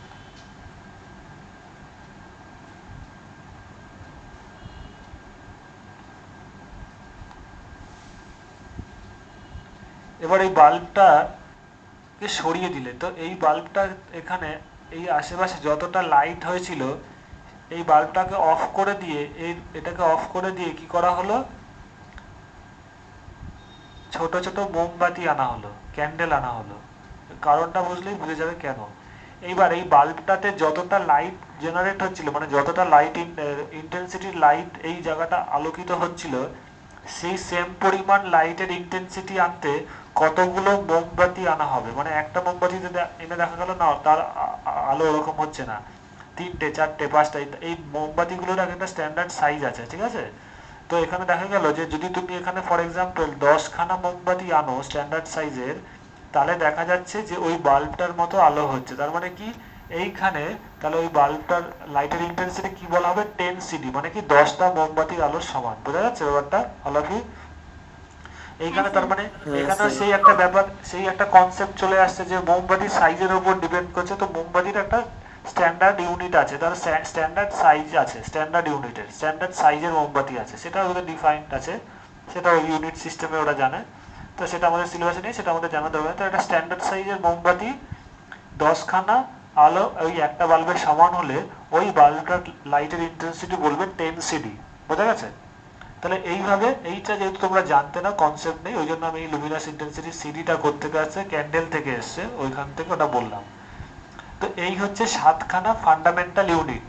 তার মানে এখানে দেখতে পাচ্ছ এই ফান্ডামেন্টাল ইউনিটগুলো কেন না, এই 7টা কোয়ান্টিটি প্রত্যেক কটাই দেখে নাও অন্য কোনো কোয়ান্টিটির উপর ডিপেন্ড করে না, ইট ইজ ইন্ডিপেন্ডেন্ট, তাই তো? That's why it is fundamental quantity. এবার that's why it is fundamental quantity. এবার তুমি একটা কোয়ান্টিটিতে চলে যাও, ভেলোসিটি, যেটা আজকে আমি বলেছি। ভেলোসিটি কি? Length by time. তার মানে কি ওপরে মিটার থাকবে, ওপরে লেন্থের ইউনিট কি মিটার, এসআই আর টাইমের ইউনিট সেকেন্ড। তার মানে কি দুটো ইউনিট চলে আসলো, তাই না? That's why it is derived quantity. বুঝতে পারছো অল অফ ইউ? যেটা আজকে বলেছি। তার মানে কি এই জন্যই ভেলোসিটিটা, দেখো ভেলোসিটি মেজার করতে গেলে দুটো ফান্ডামেন্টাল কোয়ান্টিটির আমার হেল্প নিতে হলো, তাই এটা ফান্ডামেন্টাল কোয়ান্টিটির লিস্টে আসবে। তবে ফান্ডামেন্টাল কোয়ান্টিটিতে এই 7খানাই আছে, আরো 2খানা ছিল সেটা আমি বলে দিচ্ছি। সেটা হচ্ছে plane angle and solid angle. সেই দুটোকে এখন সাপ্লিমেন্টারি অ্যাঙ্গেলে নেওয়া হয়েছে, সাপ্লিমেন্টারি কোয়ান্টিটি হিসেবে ট্রিট করা হয়। সবাই বুঝতে পারছো? তাহলে 7খানা ফান্ডামেন্টাল কোয়ান্টিটি কি কি, আর ফান্ডামেন্টাল কোয়ান্টিটির ক্যারেক্টারিস্টিক্স কি? দোজ উইল বি ইন্ডিপেন্ডেন্ট, কারোর উপর ডিপেন্ড করবে না। তাহলে এই 7খানা কেন ফান্ডামেন্টাল বুঝতে পারছো? এইবার সবাই শুনতে পাচ্ছ তো? আরো দুটো আছে, দ্যাট ইজ কল্ড সাপ্লিমেন্টারি, কিন্তু সাপ্লিমেন্টারি ইউনিট, সাপ্লিমেন্টারি কোয়ান্টিটি। এগুলো আগে ফান্ডামেন্টাল কোয়ান্টিটির মধ্যেই ছিল। কারণটা কি না, তাদের কিন্তু সমস্ত কিছুই every characteristics are similar to fundamental quantity. মানে কি এই যে দুটো কোয়ান্টিটি আমি আলোচনা করব এখন, তাদের সমস্ত ক্যারেক্টারিস্টিক্সই ফান্ডামেন্টালের মতোই ছিল, কিন্তু দুটো বিশেষ কারণে তাদের ওখান থেকে বাদ দিয়েছে। কিন্তু দেখতে পারবে তাদের সমস্ত ক্যারেক্টারিস্টিক্সই ফান্ডামেন্টাল কোয়ান্টিটির মতো। এক নম্বর হচ্ছে plane angle. Plane angle, plane angle বলতে কি বুঝবো না, দুটো লাইনের মধ্যে, ধরো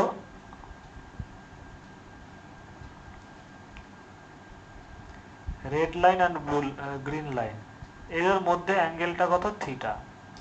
দুটো সব সময় সবাই একটু মন দিয়ে শুনবে, দুটো লাইন সবসময় কিন্তু একটা প্লেনের মধ্যেই কনফাইন থাকে। তুমি যদি দুটো অনলি স্ট্রেট লাইন আঁকো, দুটো লাইন আঁকো, এমনি সিম্পল দুটো লাইন যদি আঁকো, তারা কিন্তু সবসময় একটা প্লেনকেই তৈরি করবে, তাই না? বুঝতে পারছো লাফি? দুটো লাইন কিন্তু কখনো কোনো স্পেসকে এনক্লোজ করতে পারে না। একটু ভেবে দেখবে, তাহলে বুঝে যাবে। বুঝে যাচ্ছে সবাই? আলাফি স্যার একবার বলবেন? দুটো লাইন, দুটো স্ট্রেট লাইন বা দুটো লাইন সবসময় একটা স্পেস প্লেনকে দুটো লাইন অলওয়েজ এনক্লোজ এ প্লেন, একটা প্লেনের মধ্যেই থাকে, কখনো কোনো স্পেসকে করতে পারে না, স্পেস এনক্লোজ করে না। দেখো দুটো লাইন যেইভাবেই আঁকো, দেখবে একটা প্লেন মানে ওই দুটো লাইনের মধ্যে যেই এরিয়াটা হবে সেটা সবসময় একটা প্লেনের মধ্যে থাকবে। দেখো এটা একটা প্লেনের মধ্যে আছে, প্লেন মানে তল। বুঝতে পারছো সবাই আজকে যারা নতুন এসছো? হ্যাঁ স্যার।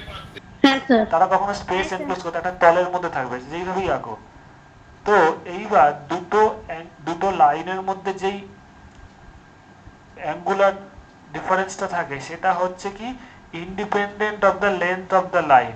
কারণটা কি দেখো, অনেকে এবার যুক্তি দিয়েছিল যে না, যদি লাইন দুটোর লেন্থ চেঞ্জ হয় তাহলে তো অ্যাঙ্গেলও চেঞ্জ হবে। না, তুমি এইখানে ধরো, ভেরি ভেরি ইম্পর্টেন্ট, মন দিয়ে দেখো,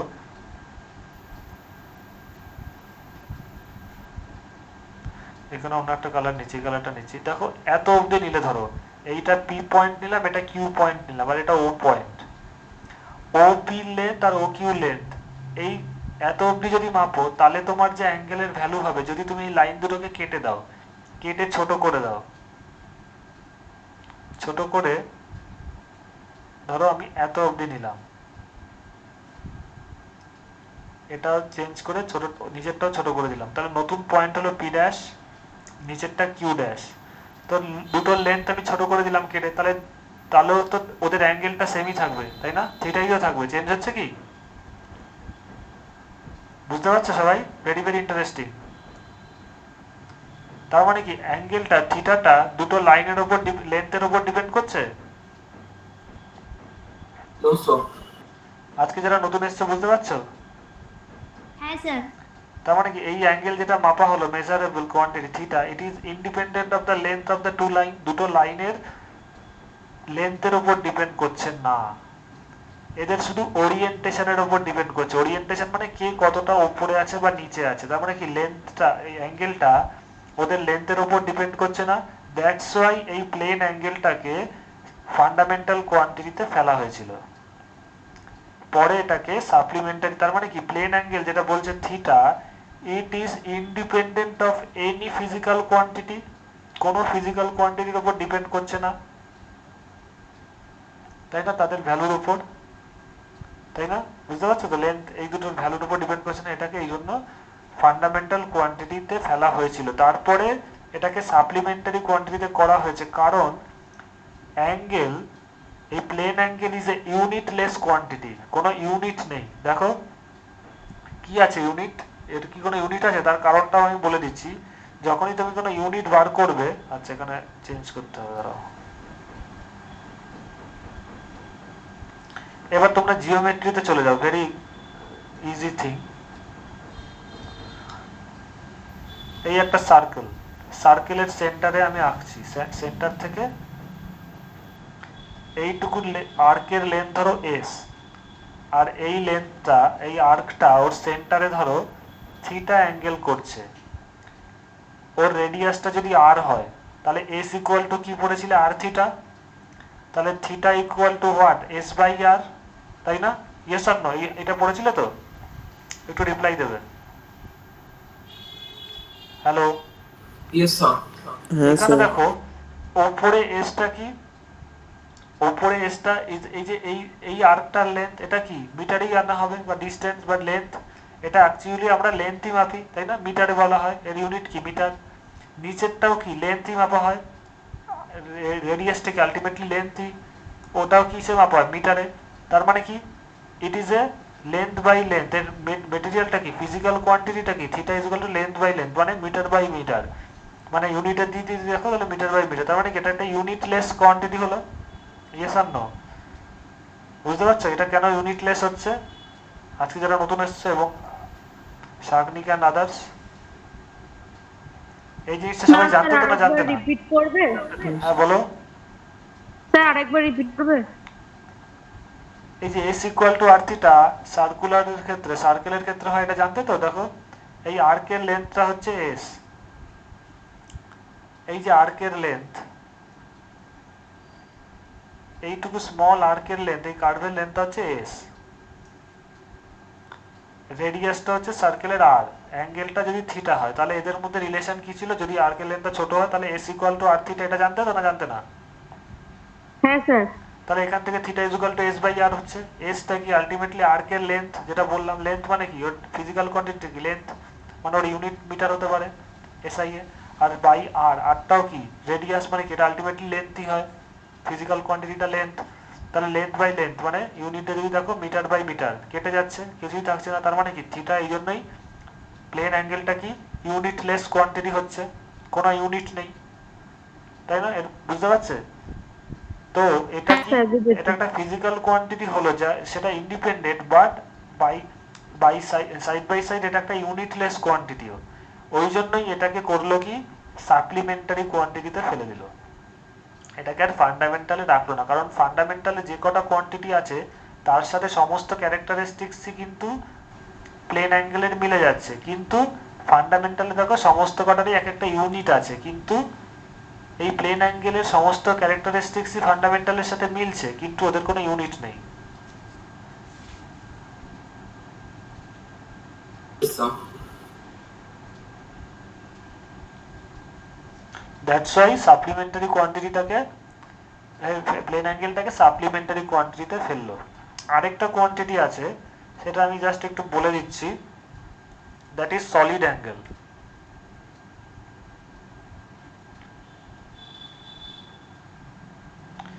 প্লেন অ্যাঙ্গেলের, আচ্ছা প্লেন অ্যাঙ্গেলের সিম্বল যেটা, সিম্বলটা রেডিয়ান, আর ডি বলা হয়। প্লেন অ্যাঙ্গেলটা রেডিয়ান দিয়ে দেখবে একটা মেজারেবল আছে, কিন্তু ওটা তো ইউনিট মানে আচ্ছা একটা জিনিস ফান্ডামেন্টালি আমি একটু বলে দিচ্ছি, এই যে দেখলে ইউনিট নেই বলবে না, পরের দিন আমি ডাইমেনশন বলবো, ডাইমেনশন সবচেয়ে অ্যাপ্রোপ্রিয়েট যেটা হবে, দেখো S equal to R theta কোথায় ছিল, হ্যাঁ দেখো ওপরের লেন্থ, এখন ইউনিট দিয়ে করলে তোমাদের অসুবিধা হবে, মিটার বাই মিটার দিয়ে যাবে না, কারণটা হচ্ছে দেখো S is a physical quantity কি লেন্থ, আর এরও ফিজিক্যাল কোয়ান্টিটি লেন্থ, তাহলে লেন্থ বাই লেন্থ হলে কি হবে, একদম ইউজুয়ালি দেখতে গেলে এর কোনো ফিজিক্যাল কোয়ান্টিটির কোনো মানে কোনো ফান্ডামেন্টাল রিলেশনই থাকলো না, মানে ফান্ডামেন্টাল কোয়ান্টিটি যে ছিল এস বাই আর কোনো রিলেশন থাকছে না, তার মানে কি পরের ক্লাসে দেখতে পারবে যে ধরো লেন্থের একটা ডাইমেনশন থাকে এল, তাই তো? কেউ কেউ হয়তো জানো লেন্থের ডাইমেনশন থাকে এল, মানে ওকে যেইটা ডাইমেনশন মানে যেইটা দিয়ে, যেই সিম্বল দিয়ে প্রকাশ করা হয়, এক্সপ্রেস করা হয়, যেমন লেন্থের ডাইমেনশন আমি একটু হিন্টস দিচ্ছি, পরের দিন তোমাদের বুঝতে কাজে লাগবে, এক সেকেন্ড দাঁড়াও। লেন্থ, মাসের ডাইমেনশন কি, যেগুলো খুব ইউজ হয় এবং এগুলো তোমাদের পরীক্ষাতেও আসছে, ভেরি ইম্পর্টেন্ট, মাসের ডাইমেনশন হচ্ছে মাস ক্যাপিটাল এম, তাই তো? লেন্থের ডাইমেনশন ক্যাপিটাল এল, টাইমের ডাইমেনশন টাইম ক্যাপিটাল টি, এই তিনটেই কিন্তু very very important, maximum use, আরো কয়েকটা আছে, কিন্তু এই তিনটে সবসময়, এটা এটা কি সবাই জানতে? একটু রিপ্লাই দেবে। হ্যালো হ্যালো, হ্যাঁ স্যার। হ্যাঁ স্যার। আজকে যারা নতুন এসছে জানতে? হ্যালো, হ্যাঁ স্যার। তাহলে এখানে দেখো তোমার অ্যাঙ্গেলটার ডাইমেনশন কি হবে, এখানে তোমাদের যে সিলেবাস আছে পরে বলে দেবো, প্রত্যেকটা যত ডিরাইভড কোয়ান্টিটি, তার মানে এখানে দেখো একটা সিম্পল এক্সাম্পল, ভেলোসিটির ডাইমেনশন কি হবে করে দিচ্ছি, ভেলোসিটির ডাইমেনশন কি হবে লেন্থ বাই টাইম, তাই তো? তার মানে কি ডাইমেনশন কি হবে capital L by capital T, that means L T to the power -1, তার মানে কি প্রত্যেকটা কোয়ান্টিটি, ভেলোসিটি ইজ এ কি ডিরাইভড কোয়ান্টিটি, তার ডাইমেনশন কি হলো in terms of fundamental quantity যদি এক্সপ্রেস করো এল টি টু দি পাওয়ার -1 হবে।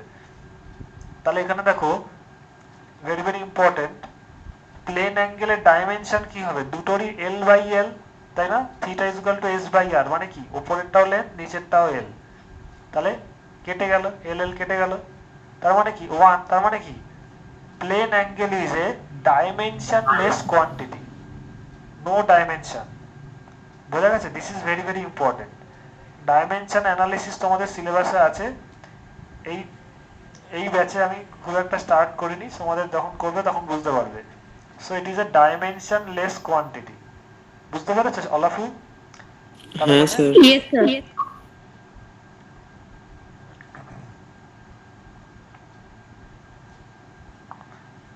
কোথায় গেল, এক second. So plane angle is a dimensionless quantity, এটা ভেরি ভেরি ইম্পর্টেন্ট, মাথায় রাখবে। সিমিলারলি সেকেন্ডলি আমরা যাব সলিড অ্যাঙ্গেলে।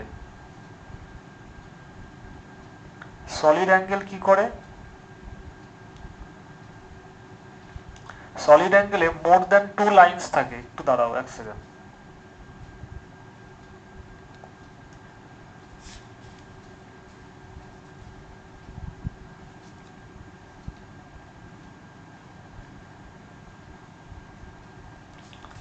সলিড অ্যাঙ্গেলের কনসেপ্টটা যেমন নাকি প্লেন অ্যাঙ্গেলে ছিল, দুটো লাইন একটা প্লেনকে এনক্লোজ করে, তাই তো? তো সলিড অ্যাঙ্গেলে দেখতে পারবে, এটাই আজকের লাস্ট টপিকস, তিনটে লাইন থাকে। তিনটে লাইন ধরো আরেকটা আলাদা প্লেনে আছে, তার মানে তিনটে লাইন কি করে, সবসময় একই প্লেনেও থাকতে পারে আবার আলাদা প্লেনেও থাকতে পারে। ধরো এই দুটো লাইন নিয়ে, ভেরি ইম্পর্টেন্ট, একটু ভিজুয়ালাইজ করো, একটু এক্সাম্পলও দেবো।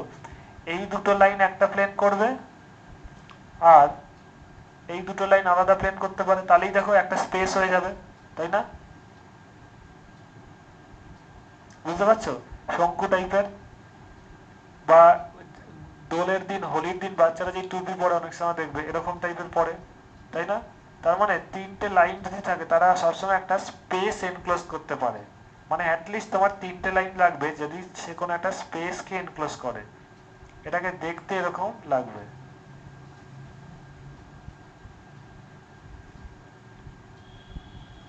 বুঝতে পারছো all of you? Yes, sir. Solid অ্যাঙ্গেলের Yes, কনসেপ্টটা sir. আমি এই পিকচারটাই থাক, এটাতেই বুঝে যাবে। বা বিয়েতে যখন বড়রা টোপর পড়ে সেক্ষেত্রেও সেম থাকে। তো it is a example of speech. তিনটে লাইন যখন থাকবে তখন একটা স্পেস এনক্লোজ করে, তো সেই যে অ্যাঙ্গেলটা হবে সেই স্পেসে টোটাল যে অ্যাঙ্গেলটা এনক্লোজ হয় সেটাকেই বলা হয় solid angle. It is also N dimensionless quantity.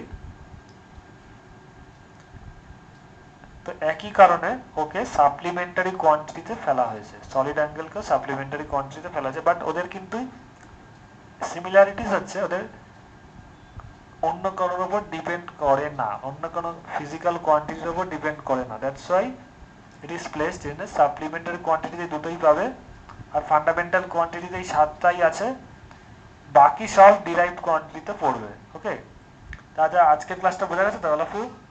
এর পরের দিন আমি এর পরের থেকে Yes, স্টার্ট sir. করব। হ্যাঁ বলো, কেউ কিছু বলছিলে? হ্যাঁ স্যার।